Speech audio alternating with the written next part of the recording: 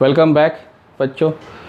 हम पढ़ेंगे plane mirror और प्लेन मिरर में मल्टीपल इमेजेस सिमेट्रिकल के केस में। आप लोग देखे होंगे कि आप लोग जब नाई के दुकान पे जब जाते हैं तो जब दो मिरर सामने ऐसे रखी होती है, उसके बीच में आप जा कर के बैठ जाओ तो उसके इमेजेस को आप काउंट करना, देखना कि कितने इमेजेस बनते हैं। तो आप देखोगे कि आपकी इमेजेस इधर फिर इधर फिर इधर फिर इधर इस तरह से कंटिन्यू होती हुई चलती चली जाती है।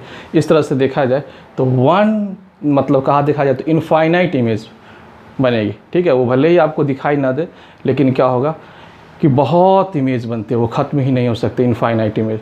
ठीक है, तो इसी तरह के बेस पे हम लोग पढ़ेंगे कि जब दो ऑब्जेक्ट को एडजेसेंट किसी सर्टेन एंगल पे रखा जाता है तो नंबर ऑफ़ इमेजेस किस तरह से बनते हैं। और यहाँ पे हम लोग पढ़ेंगे सिमेट्रिक का केस। ठीक है, दो प्रकार के केस होते हैं, एक एसिमेट्रिक और दूसरा होता है सिमेट्रिक। तो सबसे पहले हम लोग पढ़ेंगे सिमेट्रिक केस। सिमेट्री के केस में हम लोग किस तरह से इमेज को हम लोग देखते हैं। तो सिमेट्री का केस क्या होता है, हम पहले आपको ये बताते हैं what is the rule of symmetry. तो सिमेट्री का केस क्या होता है, यह देखो, इस तरह से मिरर है, यह 90 डिग्री के एंगल पे रखा हुआ है, 90 डिग्री पर एक दूसरे को क्या कर रहा है, ये फिक्स है। तो इसका सिमेट्री क्या होगा, इसका सिमेट्रिक जो होगा इसके बीचों बीच इस लाइन से ऐसे ऐसे इस जगह पे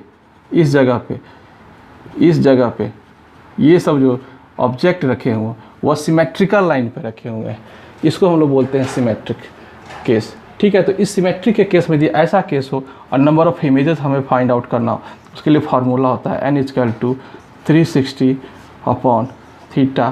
- 1। This is the formula. ध्यान रखना है सिमेट्रिक का केस। ठीक है, सिमेट्री के केस को यहाँ ध्यान रखना है कि ये सिमेट्री का केस है। ठीक है, ये सिमेट्री का केस जो है हम आप लोगों को बताएंगे।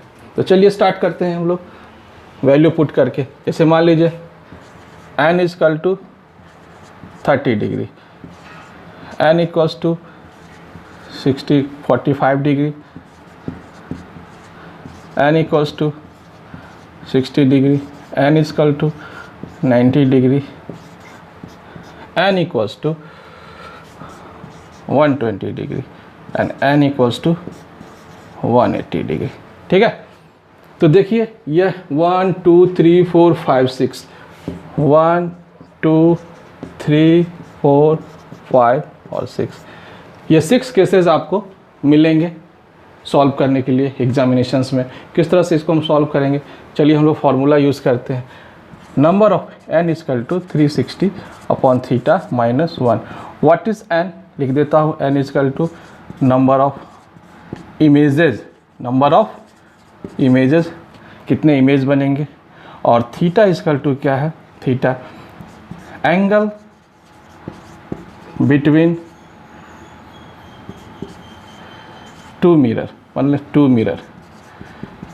कहने का मतलब क्या हुआ कि दो मिरर किस तरह से फिक्स है, द फिक्सिंग एंगल लिख देते हैं। क्लियर, यदि आपको यदि कन्फ्यूजन होगा तो याद ये रखिएगा, fixing angle between two mirror, यानी कि दो मिरर को किस एंगल पे फिक्स किया गया है। देखो यहाँ पे क्या किया गया होगा, इसको फिक्स किया गया होगा इस तरह से किसी चीज़ से लगा करके।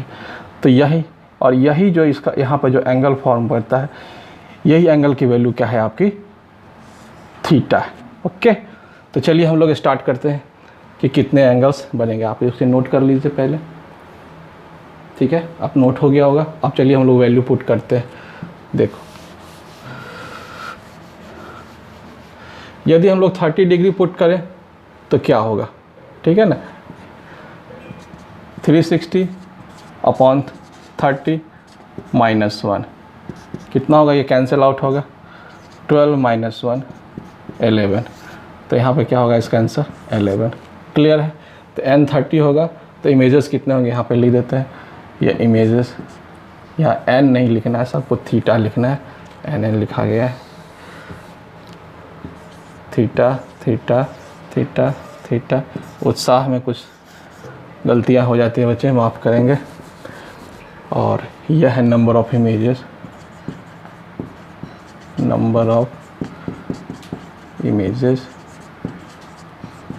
n।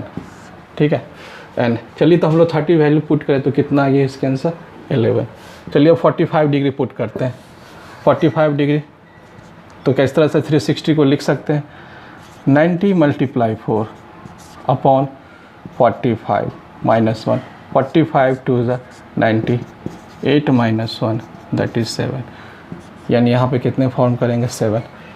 फिर 60 डिग्री के केस में देखिए क्या होगा, 360 अपॉन 60 -1, 6 - 1 = 5, तो ये हो गया 5।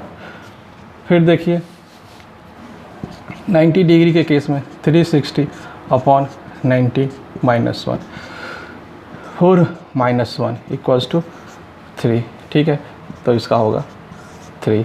फिर देखो 120 के केस में 360 अपॉन 120 -1, ये हो गया 3 - 1 = 2, तो यहाँ होगा 2।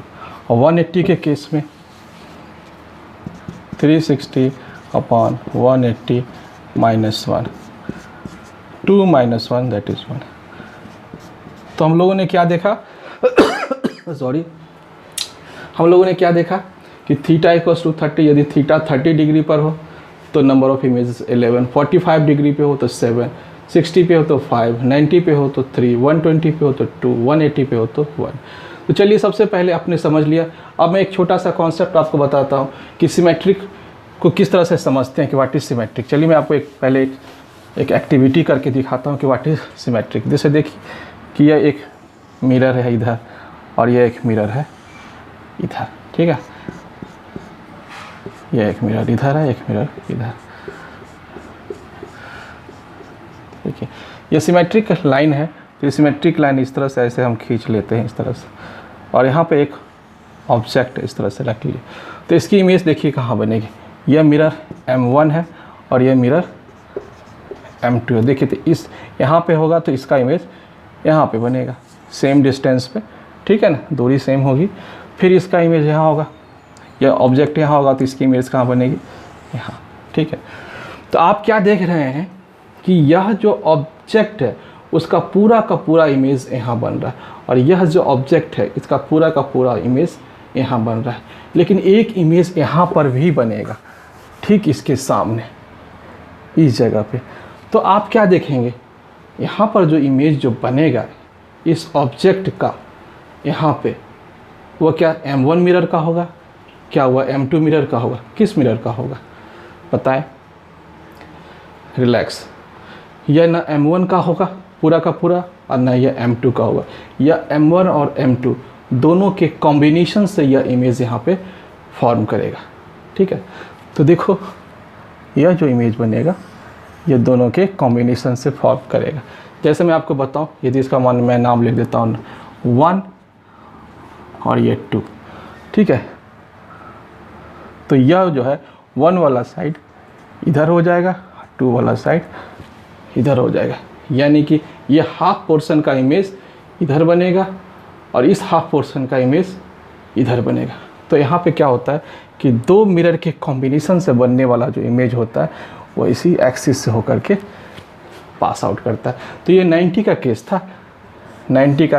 तो 90 के केस में हमने कितने इमेजेस देखे, 1, 2 और 3। चेक कर लेते हैं। देखो 90 के केस में 3 इमेजेस फॉर्म कर गए। आप लोगों को अच्छा लगा होगा ये टॉपिक। ये सिमेट्रिक का केस था।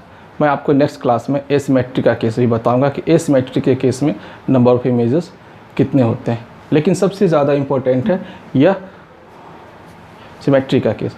तो इसको आप लोग वॉच करें, ध्यान से पढ़ें, लाइक करें, सब्सक्राइब करें, लोगों को भी बताएं, अच्छा लगेगा। Thank you very much.